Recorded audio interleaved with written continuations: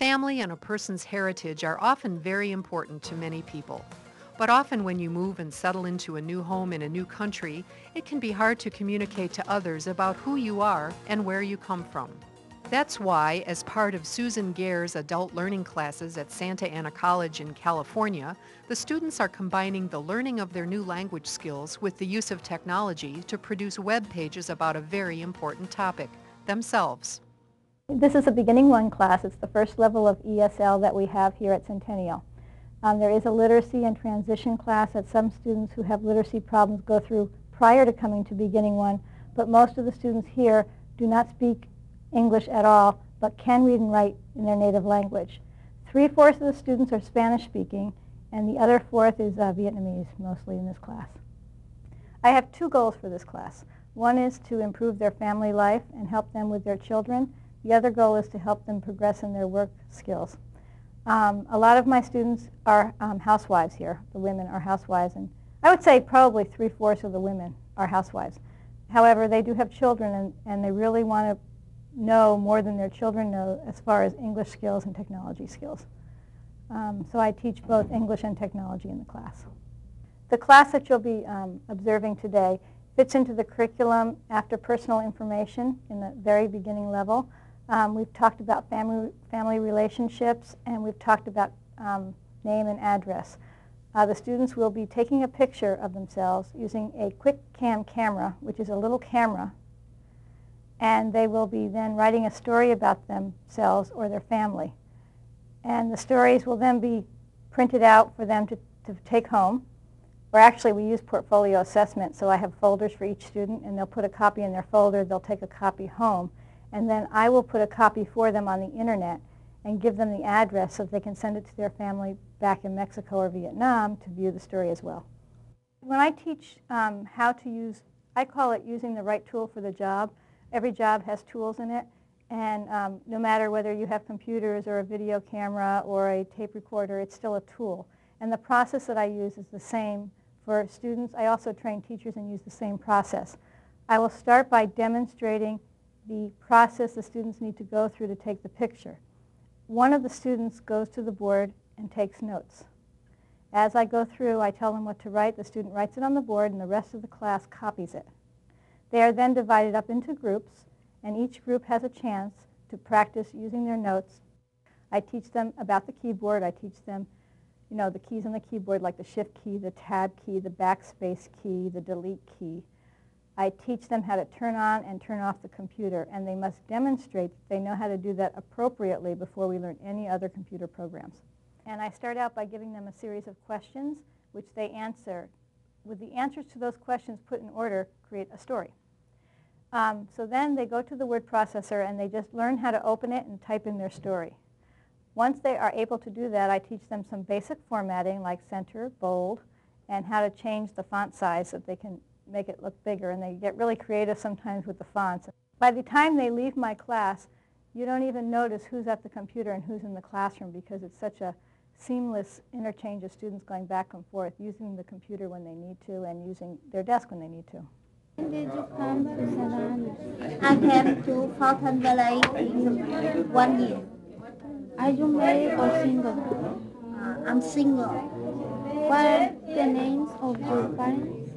My father's name is Minh Nguyệt. My mother's name is Hoàng Do. They died in Vietnam.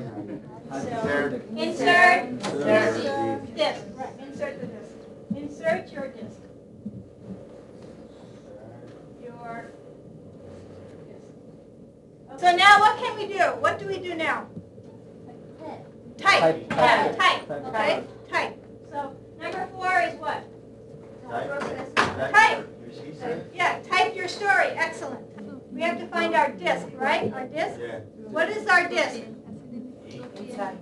Inside the computer, right. How do we find it here? We have to click on this down. Remember the arrow? What's the arrow? What way? The arrow is up or down? Down arrow, right? The down arrow. And what are we looking for here? What letter? A. When we need learn something about the computers, they wrote in the blackboard the directions for number. Number 1, we are going to do this thing, number two, number three, when we read the direction and she was sure that we understand all the directions, then we go to the computers and she was behind us, always seeing if we understand the directions, following directions. There was just beginning classes when you learn English, and vocabulary, grammar, and everything. But in this class, she started teaching computer, and that was very interesting, and I really liked it to learn about internet, Photoshop, and another programs. And I realized that I really like computers, and that's what I'm going to start with computer. And that class helped me a lot in how to write, sometimes speak English, and that's when I start growing up in my vocabulary in English. The computer helped me, and you can to learn more, no? You can to find anything you want. You can to practice typing. You can to practice verbs, grammar. The computer helps you to in English because you can to you can to write anything you want. You go to Bookmarks and looking for email projects for the information. You need to go to a student. You need to click and remember the family, and you are going to see the names of all the names the Susan Gaer class in beginning 3.